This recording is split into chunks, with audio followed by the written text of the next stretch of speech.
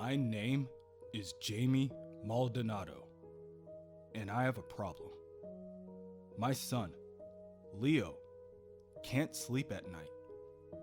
The two of us, we live in the shadow of Shadowland, an impossible fortress, a feudal Japanese castle, standing in the middle of Hell's Kitchen, built over the ashes of an entire city block. We lost a lot of people in the neighborhood when those old buildings were destroyed without warning. A number of children Leo's age. More than enough ghosts to haunt him. But that's not the worst of it. A monster lives there now, lording over us. The Kingpin, crime boss of all New York. Everyone knows what's going on in there. Ninjas and crazy super freaks darting in and out at night. Terrible screams coming from inside, and no one does anything. He pays us enough to look away, but not enough to leave. Some days, I am so angry, I can feel myself shake with rage. All the way down to my... Jamie is interrupted by the sound of thunder. Doom, doom, doom. It's powerful. The very vibration shakes the ground beneath him. His son wakes up afraid, and Jamie rushes over to console him. He tells Leo that everything will be okay. Elsewhere, within the private war room of Wilson Fisk, the kingpin of crime, the Kingpin and his right-hand man, Phil Urich, the new Hobgoblin, stand and addresses their hand ninja subservience. Gentlemen, the Kingpin declares, we stand on the cusp of a new age. Over the past few days, Spider-Man has been on a tear, foolishly taking down the heads of one crime family after another. And all this has done is create a power vacuum. One I am more than happy to exploit. Narcotics, protection, gambling, prostitution. If we move quickly, I can expand my empire on an unheard of scale. At that moment, even Fisk can feel the shaking beneath his feet. Doom, doom. Then, out of nowhere, a voice blares from the speaker inside the building. Fisk, I have a message for you, Kingpin. As of tonight, your reign is over. What? What is the meaning of this? Wait, I know that voice. Spider-Man! You would dare show yourself at the gates of my stronghold, at the very heart of my kingdom. Are you mad? What could you ever hope to achieve here? Fisk storms out of the building, only to be greeted by a number of monstrous spider mechs and a slew of minions. Spider-Man, from the largest of the mechanical cephalopods, says, in one word, regicide. Spider-Man instructs his newly gathered minions to open fire, and they begin to topple the classical Japanese structures to the ground. Arachnauts target all structures. Spiderlings go man to man. Leave nothing standing, leave no one alive. Pistols penetrate, swords fly, blood is spilled, and clouds of ash rise to the sky as the battle begins. Jamie runs out to the city street and asks one of the armed Spiderlings, what's going on out here? Who are you? The soldier responds, not to him, but to all the civilians. People of Hell's Kitchen, remain calm. We're Spider Patrol 7, one of Spider-Man's tactical units. Spider-Man is ending the threat of Shadowland, right here, right now. We've been deployed to ensure your safety, along with 300 spider bots. In case of an emergency, force fields will be erected around you and your homes. None of you are in any danger. What about those things? An elderly woman asks, pointing to the arachnauts. They're only trained on Shadowland, ma'am. Though, we'd advise you keep a safe distance. Jamie, almost at a loss of words, mumbles. Unbelievable. Someone's finally doing something. Not someone, sir. Spider-Man. As the onlookers watch in amazement, Spider-Man jumps into the fray. He leaps from one-hand ninja to another and shows no limit to his brutality as he claws them to pieces. Wall crawler, the Kingpin bellows. You'll pay for this effrontery. A number of Spiderlings begin to fire their weapons in Fisk's direction, but he is saved by the new Hobgoblin, blocking the bullets with his bulletproof wings. Jeez, boss, he says. Not now! We gotta get you out of here! Everything's going straight to hell! And you two along with it, Hobgoblin. Make no mistake, my friend. These are your final moments. And what's left of this castle of yours shall serve as your tomb. A fitting end where you shall finally get what you so richly. Spider-Man is interrupted by the pinging from his wrist communicator. What now? The device informs Otto that he is receiving a call from the mayor's office. Very well, put it through. A number of mechanical appendages are produced from the hub on Spider-Man's back, each as sharp as his claws, and he uses these to deal with the ninjas while he attends to other matters. Sorry, he tells them, I have to take this. Spider-Man turns his attention towards his screen on his wrist and says, This isn't a good time, Mr. Mayor. I'm a little busy at the moment. Oh, this shouldn't take too long, Avenger, says the mayor. I just have one tiny little question for you. What in Sam Hill do you think you're doing, you blithering bug-brained buffoon? You're blowing up a building in my city? Of all the... Enough! Spider-Man snaps, silencing Mayor Jameson. This isn't any building, you incompetent clown. It's Shadowland, a physical hub of the Kingpin's criminal empire. You and the city have known about this for some time. Avengers have been inside. Luke Cage, Iron Fist, and myself. We've gone on record about everything that transpires here. And there is no earthly reason why this place should still be on the map. It goes down tonight. You've gone too far this time, you web-swinging weirdo. You didn't have the authority to... Actually, I do.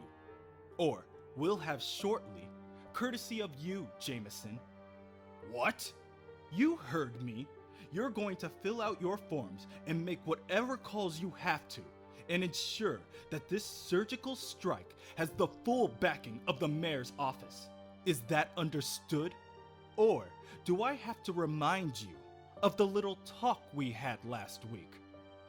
No! You can't! There'll be questions, casualties. Think of all that'll be lost, man. I beg of you. Lives? What lives? All the civilians are under my protection. And Fisk's men, these hand ninjas, turn to dust once dispensed with. The only bodies that will be found will be those of the Hobgoblin, a known felon, and one Wilson Fisk, the subject of a dozen Daily Bugle exposés as the Kingpin of crime. Oh my, Spider-Man adds. I certainly hope that last part wasn't accidentally picked up by Fisk's security feed. I'd hate for that rotund reprobate to know what I have in store for him. As Spider-Man finishes his conversation with the mayor, Fisk and the Hobgoblin watch from behind a screen inside their lair. Hobgoblin cannot help but add, So, is that what I sound like? That's kinda creepy. The Kingpin, in absolute shock, stutters. The voice is the same, but that's not the Spider-Man I know. He's going to kill us, and damn the consequences! Come along, there's not much time, he says as he opens up a secret passage to the basement. Within there lies a secret room awaiting a well-planned contingency. Hobgoblin, allow me to introduce one of my most valuable employees, Mr. Smedley Cornfeld. Hobgoblin stands there in silence as he is introduced to an overweight replica of Wilson Fisk, snacking and watching TV from an oversized beanbag chair. He continues to watch as Wilson reaches over and forcibly snaps Smedley's neck, causing him to fall over, lifeless, on the ground. Mr. Cornfeld's body has been modified to mimic my DNA, and, along with cosmetically altered dental appliances, once his corpse is found after the fire, farewell, Wilson Fisk. Holy crap! Hobgoblin shouts. Wait, fire? What fire? Fisk finds and presses an emergency switch, and the entire room ignites in flames. He then walks to the back, where a pool of water and a submarine await him. Now, this one-man sub, this is my actual farewell. Sadly, Mr. Hobgoblin, the time has come for the two of us to say. Fisk turns to see that the Hobgoblin has already put the pieces together and exited for his own escape. Smart boy. Fisk enters the submarine and it begins to submerge beneath the water. Yes, I shall lay low for a while, rest, rebuild, and when I return, I shall have my revenge. A pity about that one loose end, though. But perhaps, if I'm lucky, Spider-Man will finish the job for me. The Hobgoblin flaps his wings and brandishes his sword of fire, swinging madly to knock the debris out of his way. This is great! Spider-Man wants me dead. Boss wants me dead. Every piece of frickin' rubble wants me dead. For just once tonight, you'd think something would go my way. Hobgoblin successfully exits the collapsed building and hides behind a pillar. Yes! I made it out to the other side. Okay, shut up, Phil. None of them saw you. Keep moving and just get out of here. Suddenly, Hobgoblin lets out a scream in terror as he is spotted by a nearby spider bot. He raises his sword and prepares to strike. One of the spider's eyes! It'll tell him where I am unless I... But, just as he is about to swing, the spider bot disengages, claiming that the Goblin Protocol is in effect. Not fully understanding what is happening, Hobgoblin takes advantage of the opportunity and sneaks away. And soon, all of the commotion comes to an end. Spider-Man tells the civilians, "People of Hell's Kitchen, your nightmare is over. Shadowland is no more." Jamie is the first to approach the hero with an arm extended. "Thank you, Spidey," he says. "That's why I'm here, Mr. Maldonado. I'm Jamie, and this is Leo. Nice to meet you. Remember, Leo, I did this for you. Me and my men, we did this for all of you. And all thanks to the very gracious support of our very own Mayor J. Jonah Jameson. Wherever you are, Triple J, I couldn't have done this without you, partner." The next day, Jamie and the others of Hell's Kitchen have smiles on their faces as their optimism soars.